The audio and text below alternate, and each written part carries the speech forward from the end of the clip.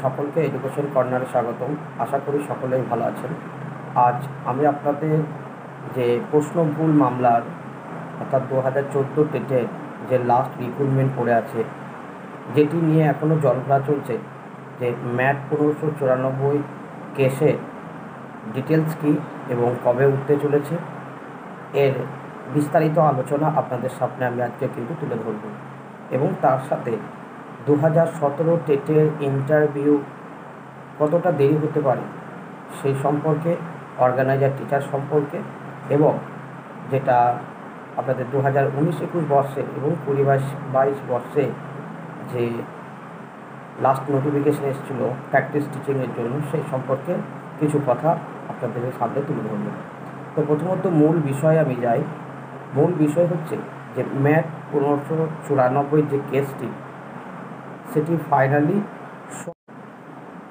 সোমবার অর্থাৎ 14/3/2022 এই ম্যাট 1594টি উঠতে চলেছে কোর্টে, এবং এই কোর্ট নাম্বার 11 এবং সিরিয়াল নাম্বার 76 নাম্বার সিরিয়ালে এই কেসটি লিস্টেড হয়েছে। প্রথমত আপনাদেরকে বলবো যে এই ম্যাট 1594 ডিটেলসটা যেটা এখনও আপনারা বুঝতে পারছেন না, এই ম্যাট 1594 কিছু ডিটেলস আপনাদের সামনে তুলে ধরছি। দেখুন, ম্যাট 1594 বিষয়টা বা কেসটা কিন্তু পর্ষদ তরফে করা এটা কেস, এবং এটা কি এই ম্যাট 1594 কেসটা এমনই যে প্রশ্ন ভুল থেকে এর আগে যেগুলো রিক্রুটমেন্ট পেয়ে গেছে এবং যেটা 738 লিস্টে পাবে এবং ভবিষ্যতে যেটা পেতে চলেছে, সমস্ত মূল উৎস কিন্তু ম্যাট 1594। তার জন্যে পর্ষদ কিন্তু এই ম্যাট 1594 তড়িঘড়ি কেসটা কোর্টে লিস্টেড করেছে, সেটা ফাইনাল জাজমেন্ট করার পর 14 রিক্রুটমেন্টটা কমপ্লিট করতে চেয়েছে। এবং ম্যাট 1594 কেসটা এমনই যে যতক্ষণ না ম্যাট 1594 ক্লোজ হবে বা পর্ষদ তরফ থেকে না মিটাবে, ততক্ষণ পর্যন্ত যে নিয়োগগুলো প্রশ্নভুল থেকে হয়ে গেছে এবং যেগুলো হচ্ছে সমস্ত কিন্তু বিপদের জায়গা থেকে যাবে। তাই পর্ষদ 2014-কে আর বেশি লেন্থি বা দেরি করতে চায় না, এবং 2017 রিক্রুটমেন্ট করে আছে সেগুলো কাজ করতে চায়, যার জন্য ম্যাট 1594টা কিন্তু কেস এই সোমবারে লিস্টেড হয়েছে এবং সেটা পর্ষদ তরফে কিন্তু মেটাতে চাইছে। তাই ম্যাট 1594 কেসটি যতক্ষণ না ক্লোজ হবে ততক্ষণ কিন্তু আপনাদের নতুন কোনো লিস্ট আসার সম্ভাবনা নেই, এবং 738 লিস্টটাও ফাইনাল মেধা তালিকাও বেরোবে না। কারণ যদি ফাইনাল মেধা তালিকা পাবলিশ হতো তাহলে কিন্তু শর্ত সাপেক্ষ এতদিনের নিয়োগটা হয়ে যেত, কিন্তু যেহেতু শর্ত সাপেক্ষ নিয়োগ করতে চায় না, যার জন্য কেসটা তৈরি করে তুলতে চেয়েছে আমাদের পর্ষদ থেকে। এবং এই সম্পর্কে আরও একটা কোশ্চেন, যে হিয়ারিং কয়টি ধাপে হতে পারে বা সময় কত লাগতে পারে এই ম্যাট 1594। দেখুন, ম্যাট 1594 কেসটি কতগুলো ধাপে হতে পারে বা কত সময় লাগতে পারে এগুলো বলা খুবই মুশকিল, কারণ এগুলো কোর্টের ব্যাপার। কারণ আমাদের জজ সাহেব যেভাবে শুনবেন, যেভাবে রায় দেবেন, সেই রায় অনুযায়ী সকলকে মাথা পেতে নিতে হবে পর্ষদকে, পিটিশনার তরফ থেকে। সুতরাং এটা বলা খুবই মুশকিল। তবে প্রথম হিয়ারিংয়ে কোনো জাজমেন্ট আসবে না। প্রথম হিয়ারিংয়ে সম্ভাবনা আসবে যে নেক্সট কোনো লিস্ট আসতে পারে কি না, অর্থাৎ মোটামুটি 2টি স্টেপ কিন্তু এই ম্যাট 1594 সময় লাগবে। আর সেটা লিস্ট হয়ে গেলে, প্রথম হিয়ারিং হলে খুব তাড়াতাড়ির মধ্যেই কিন্তু নেক্সট হিয়ারিংও কমপ্লিট হয়ে যাবে। এবার এই ম্যাট 1594 সোমবারের সম্ভাবনা কত যে কেসটা শোনা হবে কি না? আমি আমার ব্যক্তিগত দিক থেকে বলবো যে সোমবারের চান্স খুবই কম, কারণ যেভাবে সিরিয়াল নাম্বারে পড়ে আছে সোমবারে কেসটা হয়তো লিস্টেড হয়ে গেছে, কিন্তু হিয়ারিংটা সম্ভাবনা খুবই কম। যদি হয় আপনাদেরকে অবশ্যই সঙ্গে সঙ্গে আপডেট দেব। তবে দেখা যাক সোমবারে কেসটা সেই সময় পর্যায়ে যাক, আপনাদেরকে অবশ্যই আপডেটটা আমি দিতে পারবো। এবং তারপরে প্রশ্ন হচ্ছে 738 থেকে কি দ্বিতীয় লিস্ট আসার সম্ভাবনা আছে বা কতটা, সেই প্রসঙ্গে আমি আপনাদেরকে উত্তর দেব, কারণ আমার অনেক সাবস্ক্রাইবার এই একই প্রশ্ন করছে যে দেখুন 738 থেকে কোনো দ্বিতীয় লিস্ট কিন্তু আসবে না। এটা আমি আগে বলেছি যে 738-এর লিস্ট দ্বিতীয় লিস্ট নয়, প্রশ্ন ভুল থেকে আসতে পারে এটা বলেছিলাম, বা লিস্ট আসবে এই কথাটা বলেছিলাম, কিন্তু 738 থেকে নয়। এই 738টা হচ্ছে প্রশ্ন ভুল মামলার একটা ছোট্ট পার্ট বা অংশ বলা যেতে পারে, যেটা গ্রিভেন্স থেকে জমা নিয়েছিল, সেই লিস্টটায় আর দ্বিতীয় কোনো লিস্ট আসবে না। এটা আপনাদের কাছে নিশ্চয়ই ক্লিয়ার হয়ে গেছে যে 738 লিস্টের দ্বিতীয় কিছু আসবে কি না। এবার পরের কোশ্চেন হচ্ছে ম্যাট 1594 ক্লোজ হওয়ার পর ঠিক কী হতে পারে, এই সম্পর্কে বিস্তারিত বলবো। দেখুন ম্যাট 1594 যদি ডিসপোজ হয়ে যায় তাহলে কিন্তু শুধুমাত্র এটা গিভেন্সদের জন্য নয়। ম্যাট 1594 আমি আগেই বলেছি যে ম্যাট 1594টা সমস্ত প্রশ্নভুল যতগুলো কেস আছে সমস্ত কেস কিন্তু এই ম্যাট 1594কে ট্যাগ করেছে, অর্থাৎ প্রশ্নভুল যতগুলো হয়েছে সমস্ত কেস ট্যাগ আছে 1594। অর্থাৎ ম্যাট 1594 কেসটা মিটে গেলে আমাদের কোর্টের যে নির্দেশ বা রায় মতো এখনও একটি লিস্ট কিন্তু প্রকাশিত হবে, সেটা সম্পূর্ণ আদালতের ব্যাপার। যতক্ষণ না আমাদের জজ সাহেব না অর্ডার দেবে ততক্ষণ কিছু করার নেই। সে যদি বলে যে বঞ্চিত কাউকে করা যাবে না, আরেকবার সুযোগ দেওয়া হোক, যারা অলরেডি আর কি ট্যাগ হয়ে আছেন কেসের মারফতে তাদেরকেও নিতে হবে যদি তারা পাস করে যায়।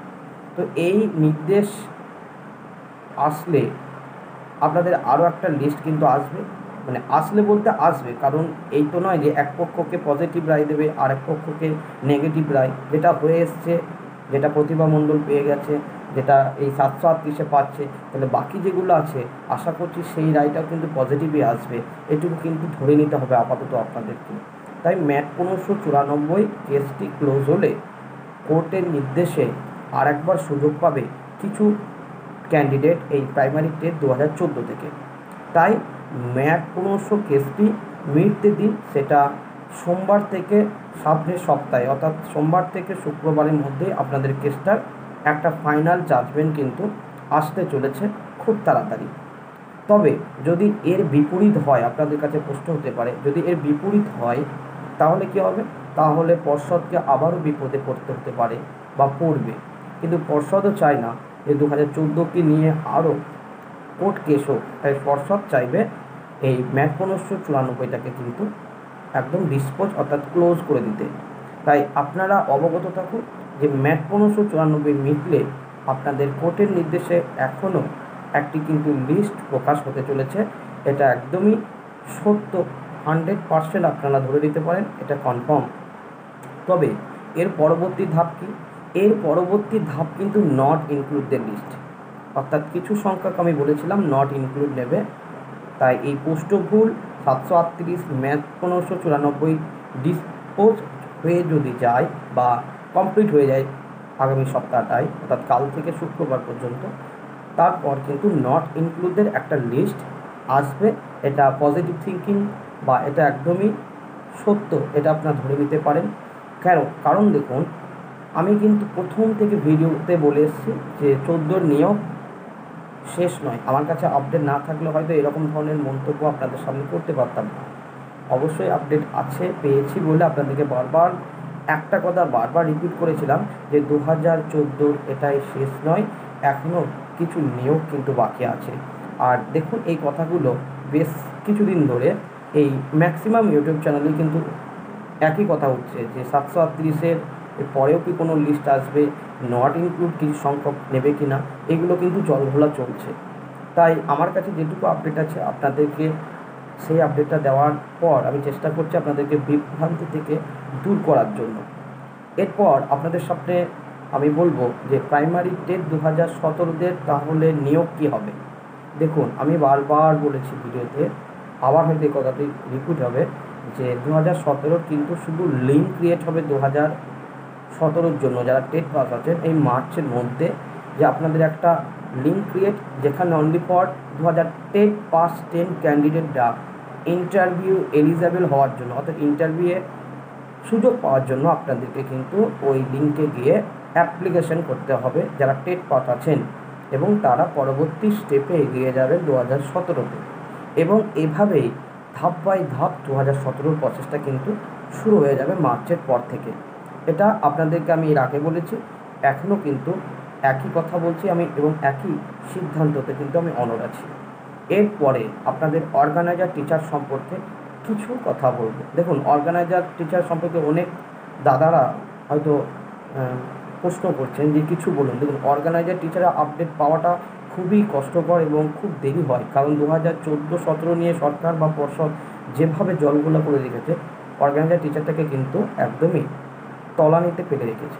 তাই যেটুকু ছোট্ট আপডেট আমি পেয়েছি সেটা আপনাদের সামনে তুলে ধরছি, যে অর্গানাইজার টিচারের কোর্ট নির্দেশে কিন্তু একটা ফাইনাল লিস্ট প্রকাশ করার এই মার্চের মধ্যেই কথা আছে, এবং সেটা আপনার মার্চের সেকেন্ড উইকের পর থেকে কিন্তু অর্গানাইজার টিচারের আপডেট, ভালো মতো একটা আপডেট বা নোটিফিকেশন কিন্তু আপনারা পেয়ে যাবেন।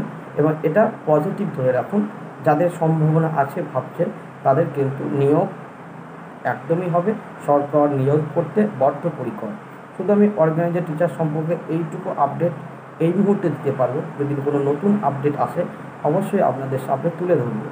এবং সর্বশেষে আমি আপনাদেরকে দুটি কথা বলবো, যেটা ডিএলএড প্রসঙ্গে, যেটা কিছুদিন আগে একটা নোটিশ প্রকাশ হয়েছিল যে 2019-21 বর্ষে যারা পার্ট 2 টিচিং মানে ডিএলএড কোর্স করছেন, মানে প্রশিক্ষণরত বা প্রশিক্ষণ এক কথায় কমপ্লিট হয়ে গেছে, তাদের এক্সটার্নাল পরীক্ষা নিয়ে ধোঁয়াশা এসেছিল, এবং সেখানে নোটিশ প্রকাশ হয়েছে যে প্র্যাকটিস টিচিংয়ে তাদেরকে পাঠাতে হবে স্কুলে, এবং তারপর তাদের এক্সটার্নাল নেওয়া হবে। এবং এই লকডাউন পরিস্থিতিতে কিন্তু 2019-21 বর্ষের সেভাবে ক্লাস হয়নি, সেভাবে ক্লাসে অ্যাটেন্ডও হয়নি। তাই অনেক স্টুডেন্ট বা ছাত্রছাত্রীরা আছেন যে প্র্যাকটিস টিচিংটা কী বা কী হবে, স্কুলে গিয়ে কী করাবো, আমি সে বিষয়ে 2-4টে কথা আপনাদের সাথে কিন্তু তুলে ধরবো, এবং তার সাথে 20-22-এর কথাও বলবো। দেখুন, 19-21-এর যে প্র্যাকটিস টিচিং 17ই মার্চ সম্ভবত যেসব ইনস্টিটিউটগুলো আছে, প্রাইভেট কলেজগুলো, আমার কাছে যেটুকু খবর আছে যে 17ই মার্চ থেকে 9 এপ্রিল পর্যন্ত আপনাদেরকে প্র্যাকটিস টিচিংয়ে পাঠানো হবে স্কুলগুলোতে। এবং সেই স্কুলগুলোতে আপনাদেরকে ওই 17ই মার্চ থেকে 9 এপ্রিলের যে ডেটগুলো পড়বে আপনাদেরকে কিন্তু টিচিং দিতে হবে, অর্থাৎ সেই স্কুলে গিয়ে আপনাদেরকে ছেলেদেরকে পড়াতে হবে। এবং এই পড়ানোর বিষয়টা আপনারা দেখবেন ক্লাসের ম্যাডাম বা স্যাররা করিয়েছেন বা বলেছেন, আপনাদের পার্ট 2 এর এই টিচিংটা কিন্তু ব্যাপ্ত পাঠ্যিকা, অর্থাৎ ম্যাক্রো লেসন প্ল্যানের উপর ভিত্তি করেই কিন্তু আপনাদেরকে এটা করতে হবে। ম্যাক্রো লেসন প্ল্যানটা কি? এটাকে বলছে ব্যাপ্ত পাঠ্যিকা, অর্থাৎ এর সময় লাগে 45 মিনিট, মানে একটা ক্লাস শেষ হতে যা সময় লাগে একটা ব্যাপ্ত পাঠ্যিকা সেম রুলসেই আপনাকে করতে হবে। এবং আপনাকে সেই লেসন প্ল্যান অর্থাৎ ব্যাপ্ত পাঠ্যিকা বাড়ি থেকে প্রিপারেশন নিয়ে সেই খাতা তৈরি করে নিয়ে আপনাদের স্কুলে গিয়ে পড়াতে হবে। এবং সেখানে স্কুলের যিনি হেডমাস্টার মশাই অর্থাৎ হেড টিচার থাকবেন, সেখানে সেই স্যারের স্ট্যাম্প ও সিগনেচার আপনাদেরকে করতে হবে। এবং 17ই মার্চ থেকে 9 এপ্রিল পর্যন্ত কন্টিনিউ সেম প্রসেসে আপনারা যেভাবে ক্লাস নেন সেভাবে পড়াতে হবে। এবং একটা করে ব্যাপ্ত পাঠ্যিকা করার পর স্কুলের হেড টিচারের কাছে কিন্তু একটা সিগনেচার আপনাদেরকে করে নিতে হবে। এবং সেই লেসন প্ল্যান আপনাদের যখন এক্সটার্নাল আসবে সেই খাতাটা কিন্তু তারা দেখতে চাইবেন যে আপনি যে প্র্যাকটিস টিচিং করেছেন তার প্রমাণ, অর্থাৎ প্রুফ হিসেবে কিন্তু আপনাকে ব্যাপ্ত পাঠ্যিকার যে খাতাটা আপনাকে কিন্তু দেখাতে হবে। তার সাথে একটা ডেইলি রিপোর্টের দেখবেন খাতা আছে, সেই ডেইলি রিপোর্টে আপনাদেরকে নিত্য দিন যেগুলোতে আপনারা টিচিং করেছেন সেটা প্রুফ হিসেবে দেখবেন স্যার বা ম্যাডামরা লিখিয়ে দেবেন। সেই খাতাটা আপনাদেরকে ছোট্ট একটা ডায়েরি খাতায় কিন্তু লিখতে হবে। এবং সেই খাতাটা আপনাদেরকে ইনস্টিটিউট যে স্যার আছেন, সে যে পর্যবেক্ষক অর্থাৎ ভিজিটরে যাবে তার সিগনেচার এবং হেড শিক্ষকের সিগনেচার আপনাদেরকে করাতে হবে। এইভাবে 17ই মার্চ থেকে 9 এপ্রিল পর্যন্ত কিন্তু আপনাদের প্র্যাকটিস টিচিং চলবে। এভাবেই আপনাদের কিন্তু শেষ হওয়ার পর আপনাদের এক্সটার্নাল এক্সাম কিন্তু হবে, এটা কনফার্ম। এবং তার সাথে 20-22-কে বলবো, যেগুলো প্রাইভেট কলেজ আছেন এখনও রেজিস্ট্রেশন প্রাইভেট কলেজগুলোই হয়নি, হয়তো গভর্নমেন্ট কলেজগুলো হয়ে গেছে।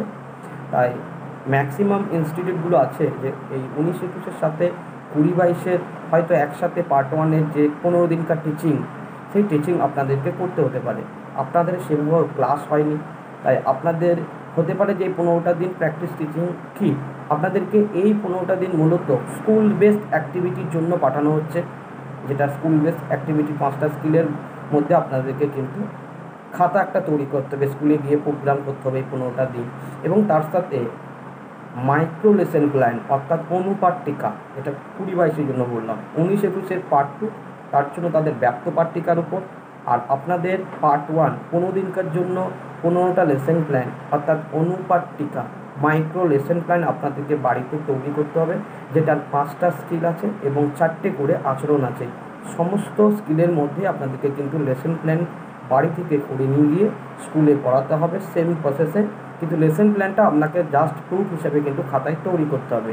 সেই খাতাটি যেই স্কুলে আপনার টিচিং করবে সেই স্কুলের হেড টিচার বা হেডমাস্টার মহাশয়ের সিগনেচার করে আপনাদের এক্সটার্নাল যখন হবে পার্ট 1-এর, সম্ভবত মেতে আপনাদের পার্ট 1-এর পরীক্ষা হয়ে যাবে 20-22-এ রিটেন পরীক্ষা, তারপরে আপনাদেরকে কিন্তু এক্সটার্নাল পরীক্ষা দিতে হবে, যেখানে ওই অনুপাট্টিকা বা মাইক্রো লেসন প্ল্যান কিন্তু আপনাদেরকে দেখাতে হবে প্রুফ হিসাবে।